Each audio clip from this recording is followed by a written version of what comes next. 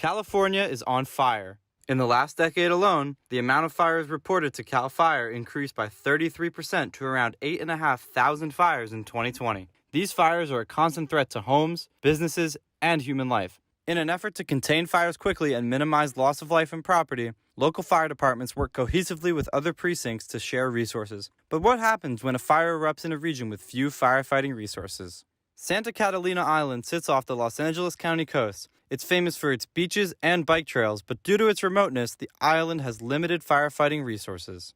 So we have 3 engines and 3 brush patrols that's only staffed by 2 personnel. In 2007, the resources of the island were put to the test when a large brush fire ignited. The firefighters on the island were quickly overwhelmed, and the fire grew to almost 5,000 acres, causing some residents to be evacuated by boat.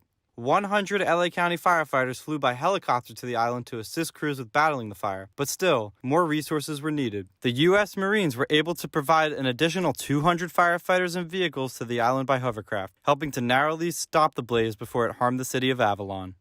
It was caused by a working crew. It started that fire, and you can still see burnt remnants on some of the roads out here, the trees that are still charred from '07. After this fire, officials realized that a plan had to be put in place in order to rapidly deploy resources to the island in case of an emergency. This plan is called the Catalina Plan, and it works like this. Step 1. LA County fire crews report to helipad 53A in Rancho Palos Verdes. Step 2. Fire crews board the helicopters with the equipment they need to fight the fire. Step 3. Ground crews are flown from the mainland to Catalina. Step 4. Crews get up close and engage the fire with the goal of containing it as quick as possible. On November 11th, at about 1:20 in the afternoon, we got reports of a large fire that was out near Blackjack Campground. And the sheriff's primary mission is to deal with we're responsible for all evacuations, as well as forming a unified command with the fire department and trying to best deal with the incident as a whole. The Catalina Plan worked successfully, and the fire was stopped at 20 acres and was contained in less than 24 hours. The cause of the fire, however, is rather surprising. The cause of fire was determined to be some birds that were electrocuted on the power lines, caught fire, and then fell to the ground and ignited the fire. We did find parts of the birds were burned, so didn't have any evacuations because it was in a remote area.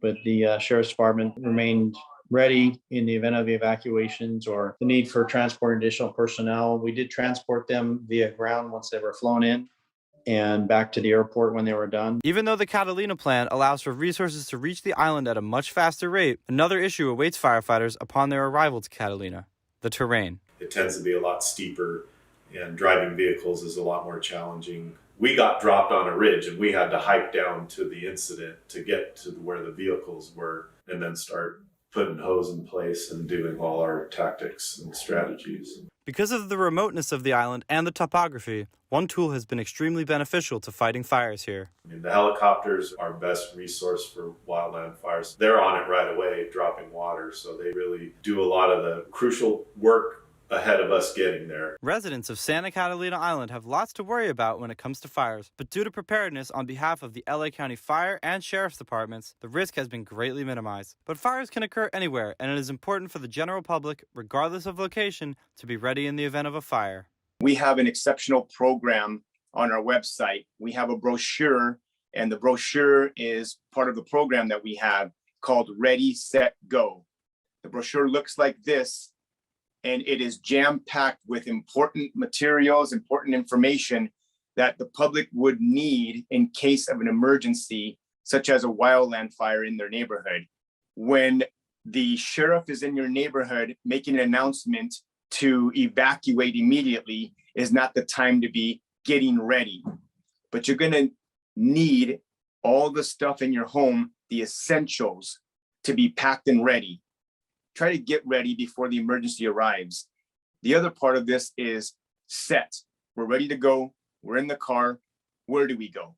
Now remember that a brush fire will try to creep along the grass as it approaches your home. It'll try to find a tree and come up the trunk. It'll try to get in the branches, in the leaves, and drop down on your home. So we're going to try to cut back the potential for that happening. Cut back the branches from touching the roof of the house. because once we have a working fire, it's very difficult to extinguish. These are just a couple of things you could do to harden your home prior to an emergency or to be ready for a wildland fire. To access fire prevention and safety resources, please visit fire.lacounty.gov/RSG.